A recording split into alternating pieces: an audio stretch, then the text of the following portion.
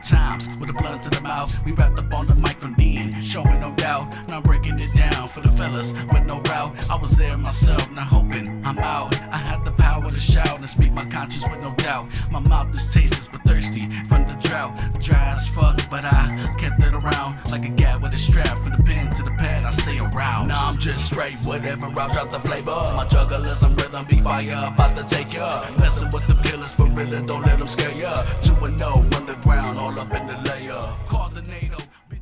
What the fuck is up, everybody? Whoop whoop. Much wicked clown love to all the fam out there in attendance. This is your boy X Knowledge coming at you with another Get to Know X episode. We're on episode 3, number 3, my lord. And so,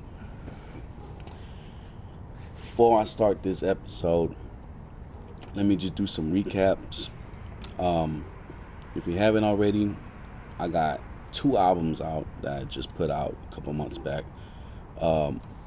First one is called Love Through the Pain. You can find it on all platforms. The second one is called Life After Death, Chapter 2. You can also find it on all platforms as well. I did my first episode of this talking about Chapter 1 and Chapter 2. And then I did another episode of this talking about my dreams. And how fucking crazy it is. If you haven't gone, check those out. You should go ahead, check those out. I'm going to be putting these in a little playlist on the X.M.V Productions channel. So you can see all the episodes from order and all that, and you can just go ahead and view and, you know, whatever it is, you know, it's whatever. So I got those things that I put out. Hell yeah. This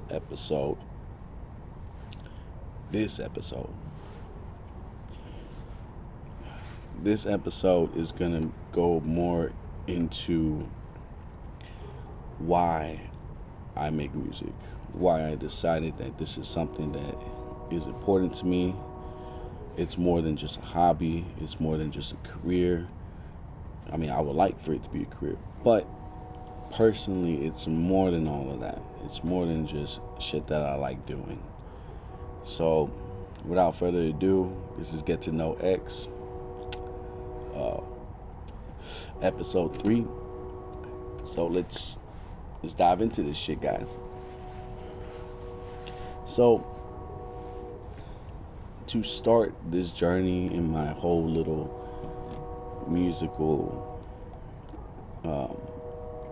life, I guess, if you want to call it that.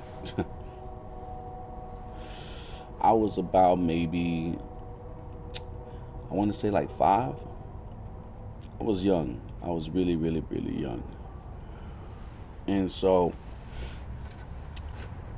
my grandpa is the main person that inspired me to do music.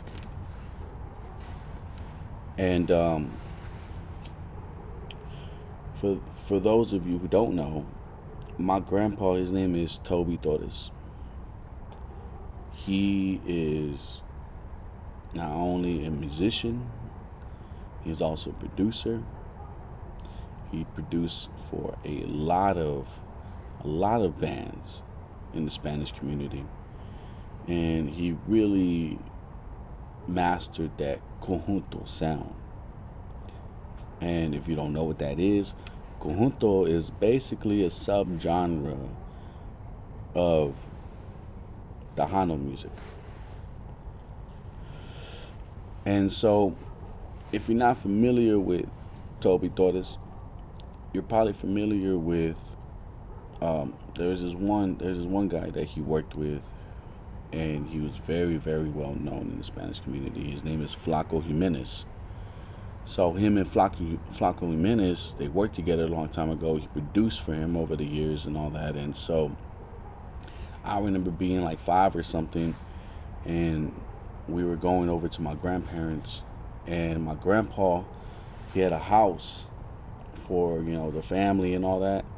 And then the rest of it, the other half of it, not just a little portion, but like half. Like holy fuck, this was a big ass fucking studio. He had his own entry, so you walk in. The first room to the right is a room, the soundproof room, where you have the booths. There's two booths in there, two closets, and one big main area with a bunch of like microphone cords hanging down, so you can hook up whatever mics you needed and all that. And then the other door to the left is the other half of this room, and it was the board where you do all your mixings and all that stuff. And he had the pressers, he had the CD machines there to bust out CDs right then and there. And this is all old school equipment. I believe it was more like a 64 track soundboard that he had. It was freaking huge, man. It was freaking huge. And I remember walking in there, and I believe this is like my first time where I actually had like memory, because when I looked in the room, in one of the soundproof rooms, I saw a drum set. He had a see-through red drum set, very nice drum set, and it instantly caught my eye, instantly. And that was my first introduction to music, was looking at the drum set up close and personal. So some time went on. Now I'm in middle school, and he hears that I'm gonna be in the band and I'm gonna be playing the drums and percussion and all that. So he gives it some time. He watches me, he talks to me, and he's talking to me about music and all that, and seeing where I'm at with it. If I guess he was trying to see if I was just doing it because they wanted me to do it, or because this is something that really interested me. Either way, I feel like he was just kind of like testing the water with me. And then that same year, on my birthday, I believe, or maybe it was Christmas, either one, he was giving me a gift,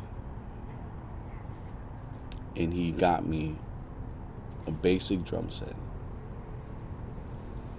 For the people who don't know, maybe like brands and all that, this was a sound percussion um, drum set.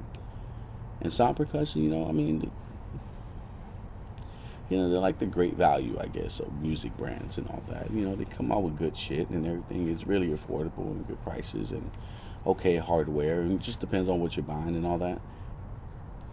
Because it's not like it was shit, but it was just basic. And he didn't really know how good I was, or if I wasn't good or anything like that. So I understand it. It was a good first drum set to have. So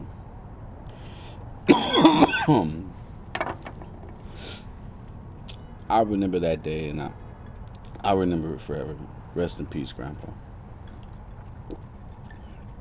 Because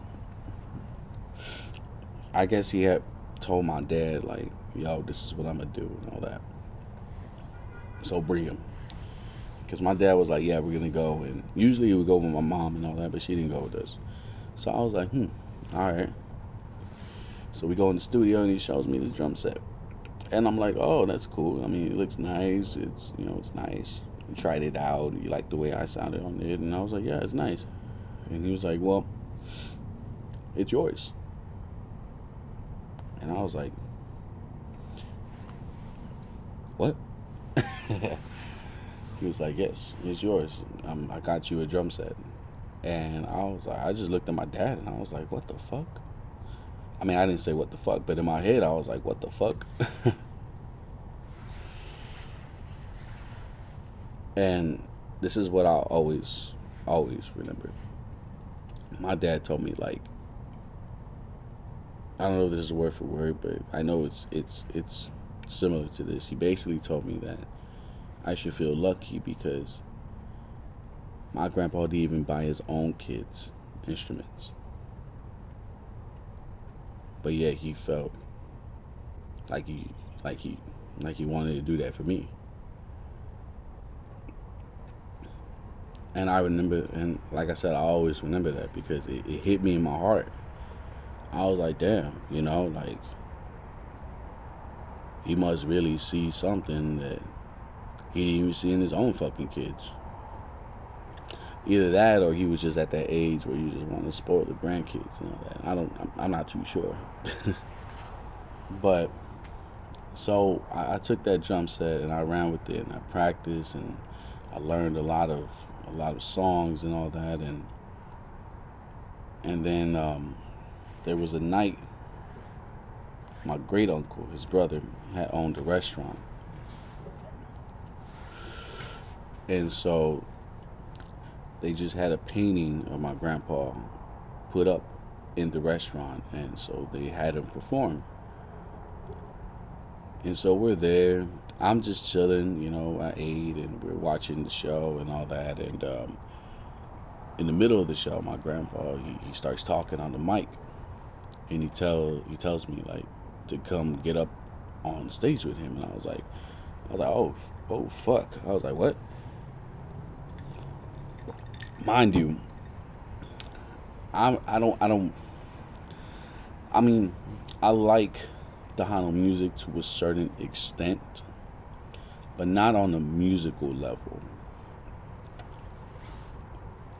If that makes sense. Like if you start a little circle and all that, I've gotten into that and all that. I can be in the car and hear it and all that.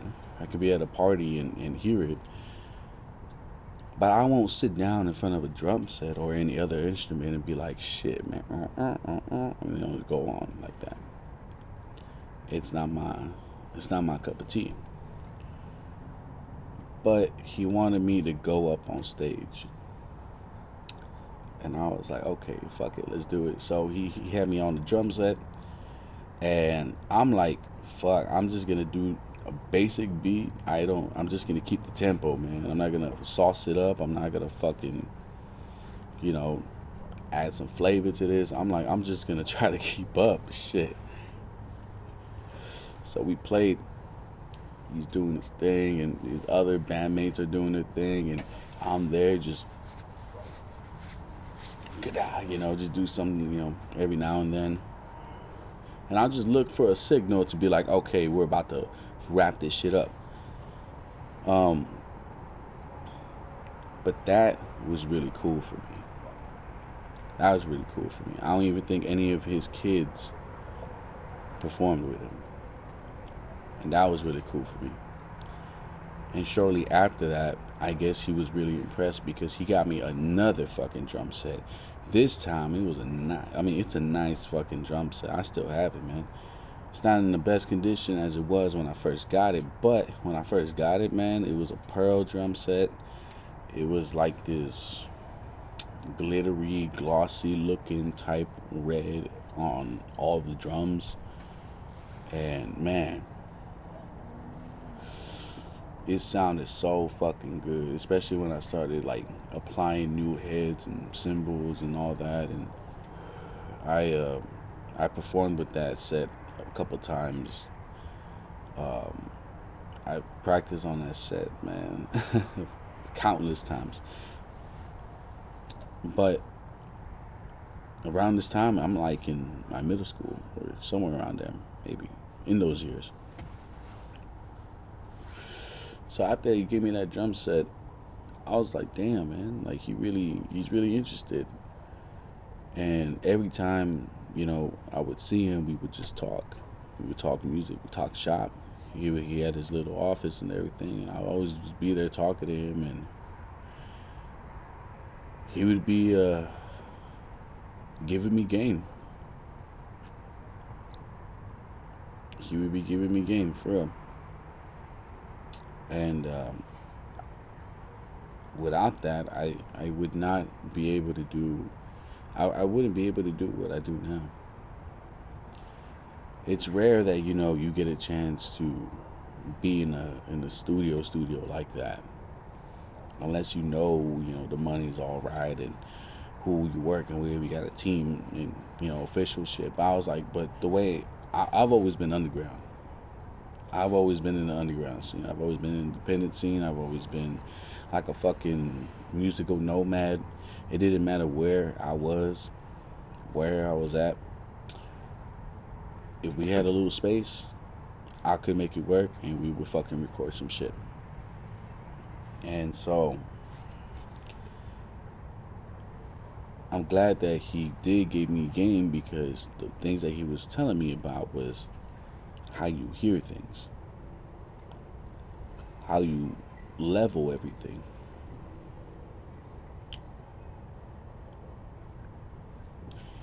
And so it really has helped me out tremendously.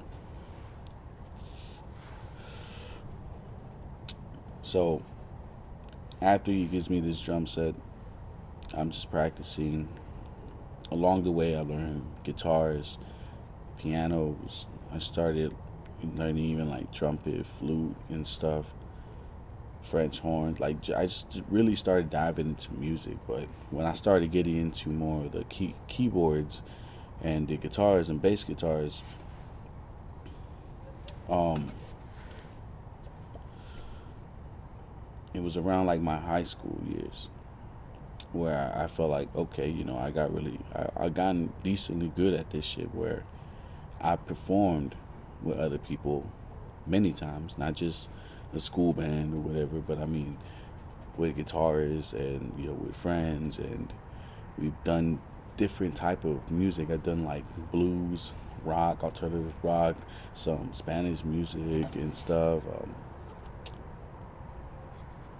And now this is around like 2013.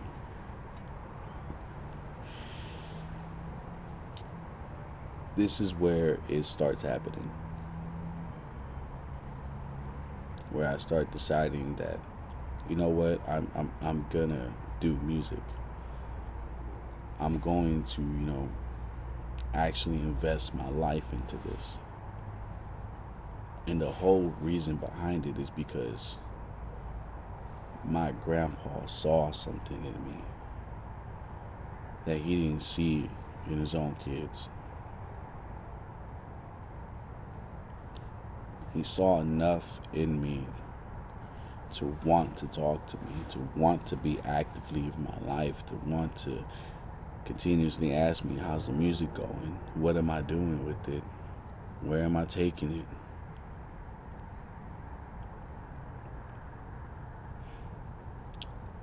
And so, I mean, he's not here with us anymore.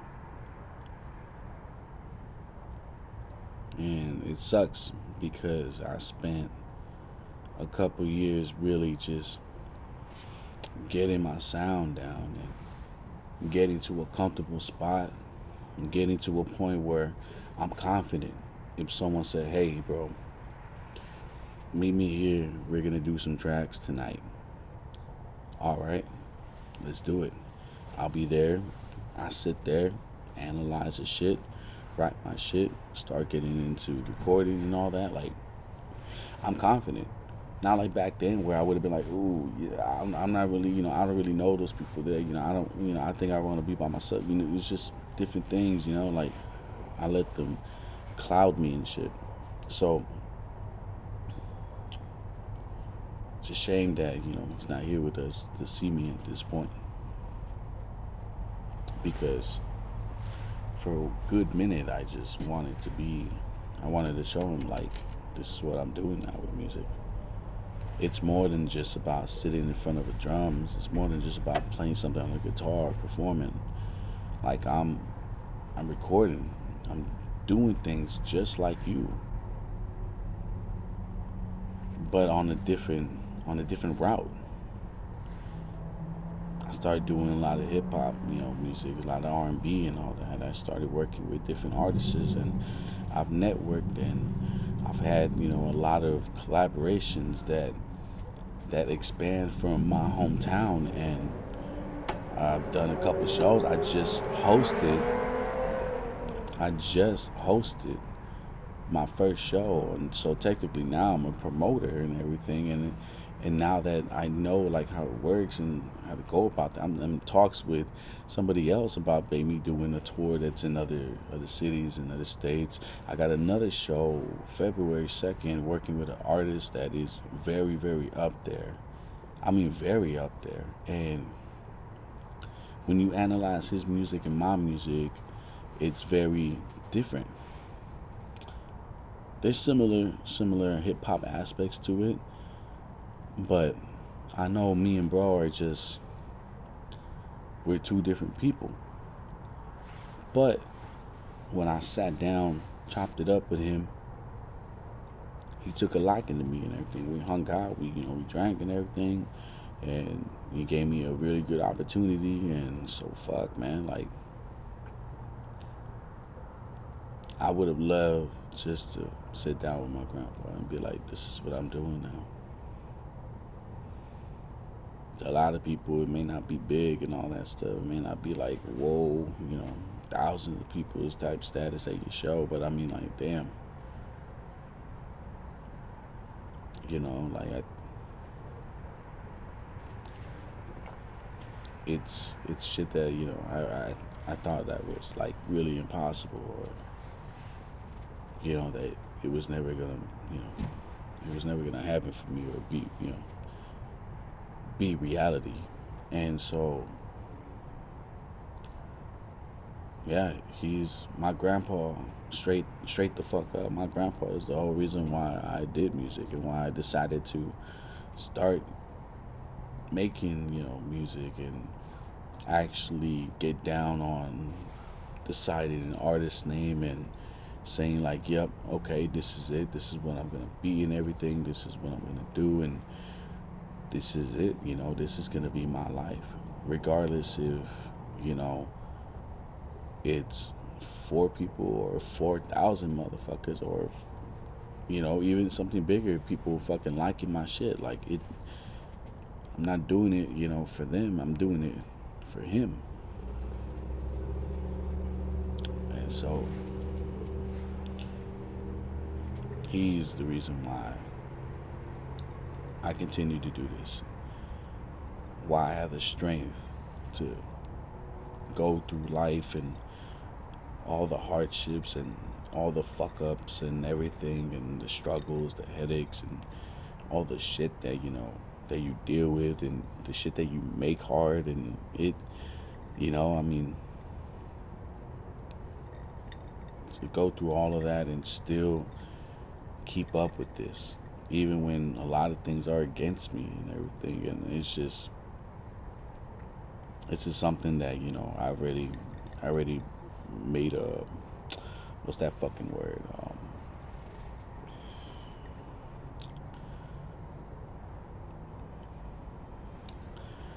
it's like I made a promise to myself. Let's just put it like that. I made a promise to myself that I would do this for him, that I always do it, and whatever I leave here is gonna be what I leave here, and it's gonna be for the people that I love. So,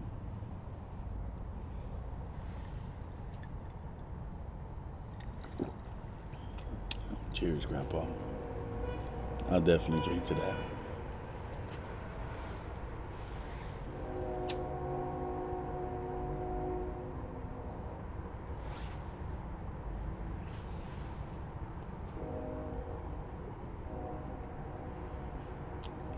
So, I believe that concludes today's episode. If you liked anything, you found anything interesting, like and subscribe, of course. Check out the rest of the channel. Check out the albums that I told you about. I got more shit coming out. Like, holy fuck, I got more shit coming out, man. I got singles coming out. I got different projects coming out. Collaborating projects too. So that's another thing about me. It's never just about me. Every chance that I got to do something cool, I've always wanted to involve people around me that I network with, or that I'm really cool with, and they do music too. And because that's the other side of my vision. It's a lot of people envision themselves and doing this and this and that, and I mean, of course you're gonna think about yourself. Of course, at the end of the day, it's your life and everything. You want to be happy with it, and so of course, there's nothing wrong with that. But aside from that, one of the other things that I guess that makes me happy about doing this is that involving other people and building and brand building and growing and networking more and just basically having a whole community of people that you fuck with, that you do good business with, and that they're talented and they sound dope, and what y'all do together is just badass and everything. So I mean, I'm always gonna shout out my motherfucking people and everything. Like holy smokes, Zombie, Risa Calloway, Roast, Post, man. Like for real, man. Like miss you, nigga. And Introspect, just Miss the whole Strange JRB, like the whole fucking Juggalo fam. Like god damn, man. Like Danny Love, man. Danny motherfucking Love, dude. Go check out that song that we have with Dan. I have a song with Danny Love, man. Go check out that song. It's posted on the X.M.V Productions channel on YouTube, man. Check that shit out, bro. Like, just everybody I fuck with.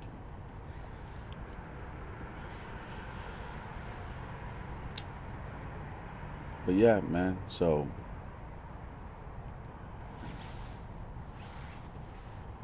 this is why I do music.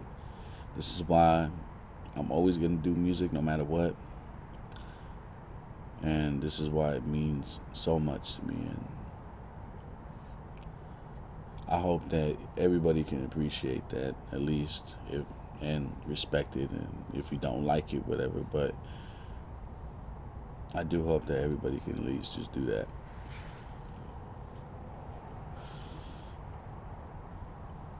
And check out the shit. Check out the shit. I mean, fuck, man. Check out the shit. Nah, man, for real. Everybody who does check out my music, and thank you. Thank you. I really do appreciate the support and the love and everything. Like, I fucks with it, and hopefully I can just keep pushing and bringing out and putting out just more content, more stuff. Just to just to be out there and everything. Oh, one last thing. For anybody viewing, if you're an artist, if you're interested in working and you got a mic, or you're in San Antonio area, definitely link up with me. I'm always welcoming, anybody who's interested in working and doing music or film or anything, man. Just hit me up. Just hit me up. You can reach me at xmvproductions at gmail.com. You can hit me up on Facebook at XMV Torres, or if you want to look me up on Instagram, it's going to be xknowledge underscore 95. Definitely just hit me up, man. We'll work, we'll do some shit, definitely. But all right, everybody, peace. Y'all have a good one.